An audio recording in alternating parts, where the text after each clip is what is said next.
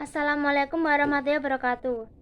Di sini saya akan mempresentasikan materi mata kuliah dasar-dasar ekonomi Islam guna untuk memenuhi tugas ujian akhir semester. Sebelumnya, perkenalkan nama saya Afifah Salsabila, NIM 205211214, Program Studi Manajemen Bisnis Syariah kelas 1F. Langsung saja kita masuk ke materi. Di sini saya akan menjelaskan materi-materi. Yang pertama tentang pengertian ekonomi Islam. Yang kedua, jenis-jenis dan perbedaan pemahaman ekonomi. Yang ketiga, permintaan dan penawaran dalam Islam. Dan yang keempat, kebijakan fiskal dalam Islam. Materi yang pertama yaitu pengertian ekonomi Islam. Ekonomi adalah ilmu sosial yang mempelajari aktivitas manusia yang berhubungan dengan produksi, distribusi, dan konsumsi terhadap barang dan jasa. Secara garis besar, ekonomi diartikan sebagai aturan rumah tangga atau manajemen rumah tangga. Islam adalah agama yang diturunkan Allah SWT kepada Nabi Muhammad SAW sebagai Nabi dan Rasul terakhir untuk menjadi pedoman hidup seluruh manusia hingga akhir zaman. Islam adalah agama yang mengimani satu Tuhan, yaitu Allah SWT. Jadi, pengertian ekonomi Islam yaitu suatu ilmu pengetahuan sosial yang di dalamnya mempelajari tentang masalah-masalah ekonomi masyarakat yang berbasis Islam dan didasari 4 pengetahuan, yaitu Al-Quran, Sunnah, Ijma, dan Qiyas. Maka dari itu, masyarakat akan dikendalikan bagaimana cara memenuhi kebutuhan dan menggunakannya sesuai dengan ajaran agama Islam.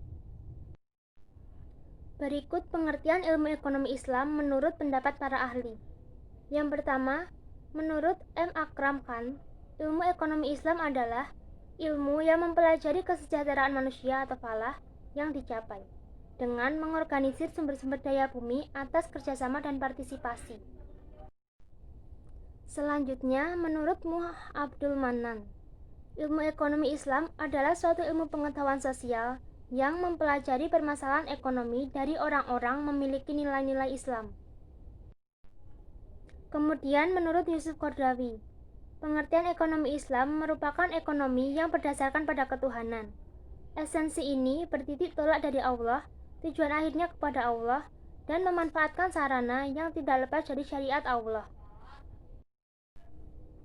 Prinsip-prinsip ekonomi Islam didasarkan atas 5 nilai universal yang meliputi 1. Tauhid atau keimanan, yaitu memiliki arti bahwa semua yang kita lakukan di dunia akan dipertanggungjawabkan kepada Allah di akhirat kelak. Yang kedua, ngadil atau keadilan, memiliki arti bahwa Allah telah memerintahkan manusia untuk berbuat adil dan tidak menzalimi pihak lain demi memperoleh keuntungan pribadi. Yang ketiga yaitu nubuwah atau kenabian, menjadikan sifat dan sikap Nabi sebagai teladan dalam melakukan segala aktivitas di dunia. Yang keempat, khilafah atau pemerintahan. Peran pemerintah adalah memastikan tidak ada distorsi sehingga perekonomian dapat berjalan dengan baik. Dan yang kelima adalah mangat atau hasil. Dalam Islam, hasil atau laba yang diperoleh di dunia juga menjadi laba di akhirat. Prinsip ekonomi Islam menurut istilah adalah usaha atau upaya untuk mengatur dan menjalankan roda perekonomian yang berasaskan pada nilai-nilai syariat Islam. Yang dimaksud adalah ekonomi Islam mengacu pada syariat agama Islam dan pedomannya adalah Al-Quran dan As-Sunnah, dan juga berpedoman kepada Ijma dan Qiyas. Sedangkan konvensional dasarnya lebih mengacu kepada duniawi, bukan mengikuti syariat agama Islam, sehingga ekonomi konvensional itu tidak mementingkan masalah. Macam-macam sistem ekonomi. Sistem ekonomi terbagi menjadi 5 jenis, yaitu yang pertama, sistem ekonomi tradisional, yaitu suatu sistem dalam organisasi kehidupan ekonomi berdasarkan kebiasaan, tradisi masyarakat secara turun-temurun yang mengandalkan faktor produksi apa adanya. Kelebihan dari sistem tradisional adalah adanya semangat kekeluargaan dan kejujuran dari setiap individu dalam memenuhi kebutuhan hidupnya. Kelebihan dan kekurangan sistem ekonomi tradisional. Kelebihannya, kegiatan perekonomian berjalan atas dasar kejujuran karena tujuannya untuk pemenuhan kebutuhan hidup, bukan untuk mencari keuntungan. Kelebihan yang kedua yaitu hubungan antar individu di masyarakat masih sangat kuat dan saling tolong-menolong. Kelebihan selanjutnya, tidak terdapat kesenjangan ekonomi antara yang miskin dan yang kaya, karena pendapatan cenderung merata. Selanjutnya, tidak terdapat inflasi, pengangguran, dan masalah lain yang terdapat pada sistem lainnya. Pemerintah berperan sebagai pengawas sehingga tidak terjadi monopoli oleh pihak pemerintah. Kekurangannya, tidak semua kebutuhan masyarakat dapat terpenuhi dengan baik karena mengandalkan hasil alam. Belum ada nilai standar dalam transaksi tukar-menukar suatu barang. Perkembangan dan pertumbuhan ekonomi sangat lambat. Kualitas barang cenderung rendah dan sulit berkembang karena tingkat persaingan dalam pasar sangat rendah. Dan sebuah perubahan dianggap tabu sehingga pola pikir masyarakat tidak berkembang. Yang kedua yaitu sistem ekonomi komando. Sistem ekonomi ini juga bisa disebut dengan sistem ekonomi terpusat, merupakan sistem di mana pemerintah memiliki kekuasaan yang dominan pada pengaturan kegiatan ekonomi. Penguasaan dilakukan melalui pembatasan-pembatasan terhadap kegiatan ekonomi yang dikerjakan oleh anggota masyarakat. Negara yang menganut sistem terpusat antara lain Rusia, RRC, dan negara-negara Eropa Timur atau bekas negara Uni Soviet. Kelebihannya, dapat mengurangi pengangguran karena pemerintah memegang kendali penuh terhadap semua faktor produksi. Selanjutnya, tanggung jawab perekonomian pada pemerintah sehingga pemerintah akan terus berinovasi agar ekonomi negara tetap stabil. Kelebihan selanjutnya yaitu jaminan kepada masyarakat bahwa produk dan jasa yang dihasilkan sesuai dengan kebutuhan masyarakat. Mudah mengendalikan harga dan pemerataan, inflasi mudah dikendalikan, kondisi pasar dalam negeri akan berjalan dengan lancar. Kekurangannya, mobilisasi yang cepat membuat sistem ini dapat menyebabkan kurangnya kebutuhan masyarakat karena produksi yang dihasilkan tidak selalu didasarkan atas permintaan masyarakat. Penjatahan sering menjadi kebutuhan dan solusi. Hal ini akan menghambat inovasi dari masyarakat. Sistem ekonomi yang ketiga yaitu sistem ekonomi liberal atau kapitalis. Sistem ekonomi berdasarkan kebebasan seluas-luasnya bagi seluruh masyarakat dalam kegiatan perekonomian tanpa adanya campur tangan daripada pemerintah. Landasan dari sistem perekonomian ini bertujuan secara umum untuk mencari keuntungan pribadi tanpa adanya pihak lain yang perlu dipertimbangkan. Kelebihannya, yang pertama, setiap perorangan atau perusahaan memiliki kebebasan dan mempunyai hak untuk memiliki kekayaan dan sumber daya produksi pribadi atau tidak dibatasi. Inisiatif dan kreativitas dapat dikembangkan. Tindakan selalu berdasar pada prinsip ekonomi sehingga efisiensi dan efektivitas tinggi. Kebebasan dalam memproduksi produk atau jasa menyebabkan persaingan antar produsen atau perusahaan untuk menghasilkan barang yang bermutu. Dan kekurangannya adalah kebebasan pasar menyebabkan persaingan untuk merebut pasar. Hal ini menimbulkan terbentuknya monopoli, kolusi usaha, dan konglomerasi sehingga mengancam pengusaha yang lemah. Mendorong semakin terlihatnya kesenjangan antara golongan ekonomi kuat dengan ekonomi yang lemah. Perekonomian mudah menghadapi ketidakstabilan. Yang keempat yaitu sistem ekonomi campuran. Sistem ekonomi campuran adalah suatu sistem ekonomi yang di satu sisi pemerintah memberikan kebebasan kepada masyarakat untuk berusaha melakukan kegiatan ekonomi.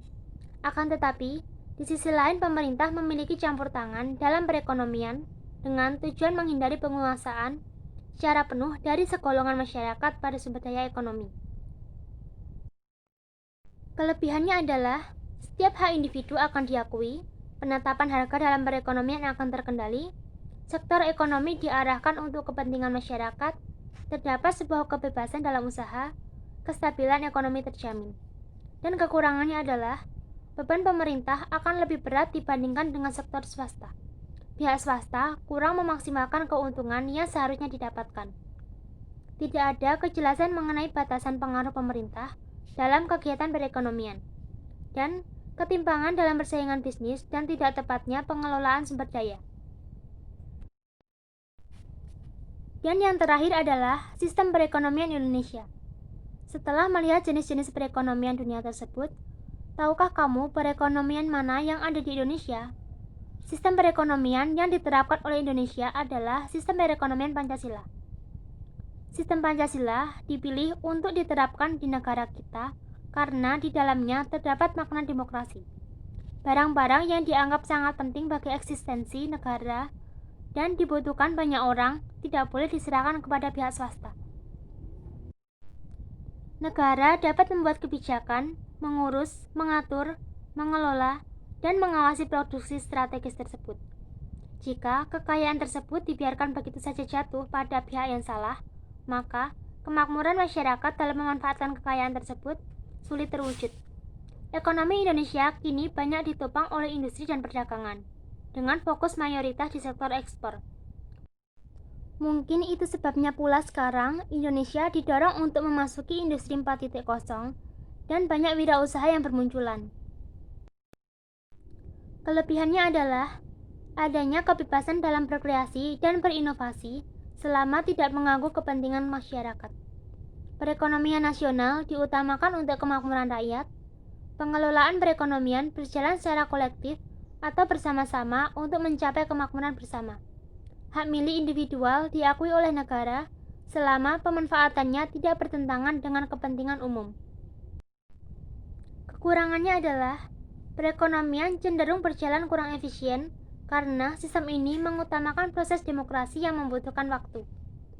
Proses pengambilan keputusan ekonomi berlangsung lambat karena harus diselaraskan dengan kepentingan bersama.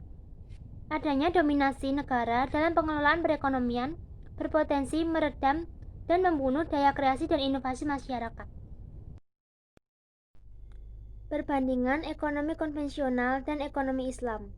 Sistem ekonomi konvensional merupakan sistem ekonomi yang banyak digunakan oleh berbagai negara di dunia, termasuk Indonesia. Ekonomi konvensional merupakan sistem perekonomian yang memberikan kebebasan secara penuh kepada setiap orang untuk melaksanakan kegiatan perekonomian. Sistem ekonomi konvensional menyatakan bahwa pemerintah bisa turut ambil bagian untuk memastikan kelancaran dan keberlangsungan kegiatan perekonomian yang berjalan, tetapi bisa juga pemerintah tidak ikut campur ke dalam ekonomi. Di dalam sejarah dunia, terdapat beberapa sistem ekonomi konvensional yang begitu berpengaruh, di antaranya sistem ekonomi sosialis dan sistem ekonomi kapitalis. Sedangkan sistem ekonomi Islam adalah sekumpulan dasar-dasar umum ekonomi yang disimpulkan dari Al-Quran dan Sunnah, dan merupakan bangunan perekonomian yang didirikan atas landasan dasar-dasar tersebut yang sesuai dengan kondisi lingkungan dan masa. Ekonomi Islam memiliki prinsip-prinsip, di antaranya 1. Berbagai sumber daya dipandang sebagai pemberian atau titipan dari Allah SWT kepada manusia. Yang kedua, Islam mengakui pemilikan pribadi dalam batas-batas tertentu. Yang ketiga, kekuatan penggerak utama ekonomi Islam adalah kerjasama. Yang keempat, ekonomi Islam menolak terjadinya akumulasi kekayaan yang dikuasai oleh segelintir orang saja. Yang kelima, ekonomi Islam menjamin pemilikan masyarakat dan penggunaannya direncanakan untuk kepentingan banyak orang. Yang keenam, seorang muslim harus takut kepada Allah SWT dan hari penentuan di akhirat nanti. Yang ketujuh, zakat harus dibayarkan atas kekayaan yang telah memenuhi batas atau nisab. Dan yang ke-8 adalah Islam melarang riba dalam segala bentuk.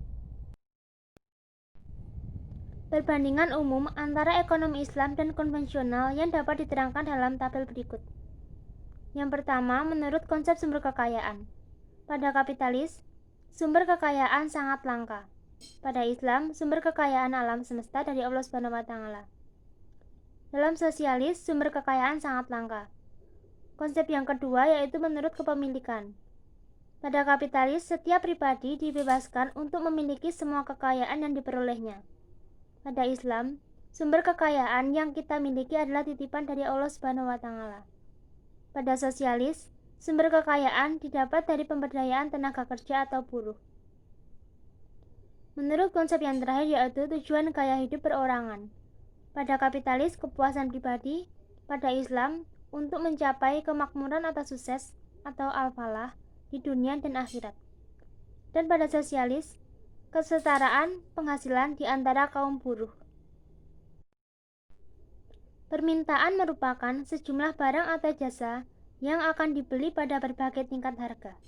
Hubungan antara harga barang atau jasa dan jumlah barang atau jasa yang diminta ini menyebabkan terjadinya hukum permintaan yang berbunyi, jika harga barang atau jasa naik, sementara hal lain selain harga dianggap tetap, maka jumlah barang atau jasa yang diminta turun.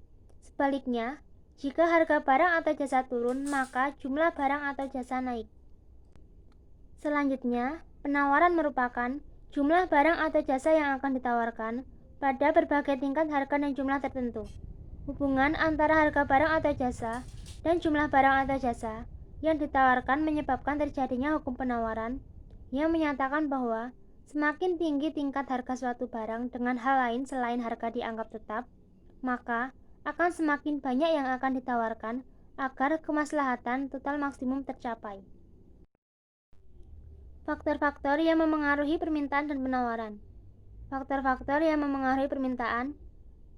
Yang pertama, pendapatan konsumen, yaitu kenaikan pendapatan konsumen akan meningkatkan daya beli konsumen.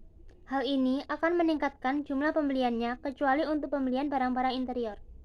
Yang kedua, harga barang lain yang terkait, yaitu terdapat dua jenis barang lain yang terkait, yaitu barang substitusi dan komplementer. Yang ketiga, selera konsumen, yaitu ekonomi Islam tidaklah melarang seseorang untuk mengikuti seleranya, selama selera itu tidak bertentangan dengan prinsip syariat Islam. Faktor yang keempat, ekspektasi atau harapan. Jika konsumen memperkirakan harga barang atau jasa akan naik karena faktor penyebab apapun, konsumen akan meningkatkan permintaannya sebelum harga naik. Selanjutnya, jumlah penduduk. Semakin banyak jumlah penduduk, maka akan meningkatkan permintaan suatu barang. Selanjutnya, maslahat merupakan tujuan utama dalam barang, karena maksimisasi maslahat merupakan cara untuk mencapai kesejahteraan umat di dunia dan di akhirat atau falah. Faktor-faktor yang memengaruhi penawaran. Yang pertama, harga input merupakan komponen utama dalam biaya produksi. Kenaikan harga input akan berpengaruh negatif terhadap penawaran, yaitu akan mendorong produsen untuk mengurangi jumlah penawarannya dan demikian sebaliknya. Faktor yang kedua yaitu teknologi produksi. Sangat berpengaruh terhadap biaya produksi. Dengan teknologi, maka efisiensi dan optimalitas akan tercipta, sehingga dengan jumlah input yang sama menghasilkan produksi yang lebih tinggi. Yang ketiga, ekspektasi atau harapan. Jumlah output yang diproduksi perusahaan hari ini mungkin tergantung pada harapan tentang masa depan. Faktor yang keempat, jumlah penjual atau produsen. Pasokan pasar juga tergantung pada jumlah penjual. Semakin banyak jumlah penjual, penawaran terhadap barang akan bertambah, dan juga sebaliknya. Faktor yang terakhir yaitu maslahat. Pengaruh maslahat terhadap penawaran pada dasarnya akan tergantung pada tingkat keimanan dari produsen. Materi yang keempat yaitu kebijakan fiskal dalam Islam. Kebijakan fiskal sering dikatakan dengan upaya mengendalikan perekonomian melalui pengelolaan keuangan negara seperti kebijakan pajak dan subsidi.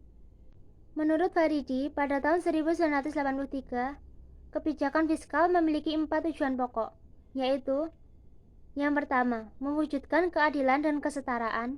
Yang kedua, penyediaan kesejahteraan sosial ekonomi. Yang ketiga, mendorong pertumbuhan ekonomi atau pemanfaatan sumber daya ekonomi. Yang keempat, memperbaiki moralitas dan budaya ekonomi masyarakat. Instrumen kebijakan fiskal dalam ekonomi Islam menurut para ekonom muslim. Yang pertama, zakat mal. Yang kedua, penerimaan pajak seperti pajak perdagangan, pajak penghasilan, pajak pertanian, dan pajak tanah. Yang ketiga, pemasukan pemerintah lainnya. Yang keempat, penerimaan sumbangan dari masyarakat berupa sedekah, infak, dan wakaf. Yang kelima, kerjasama pembiayaan pemerintah dan swasta. Cukup sekian penyampaian materi dari saya. Mohon maaf apabila ada kesalahan kata atau pengucapan, karena kesalahan adalah hal yang manusiawi dan kesempurnaan hanyalah milik Allah Subhanahu wa Ta'ala. Cukup sekian. Wassalamualaikum warahmatullahi wabarakatuh.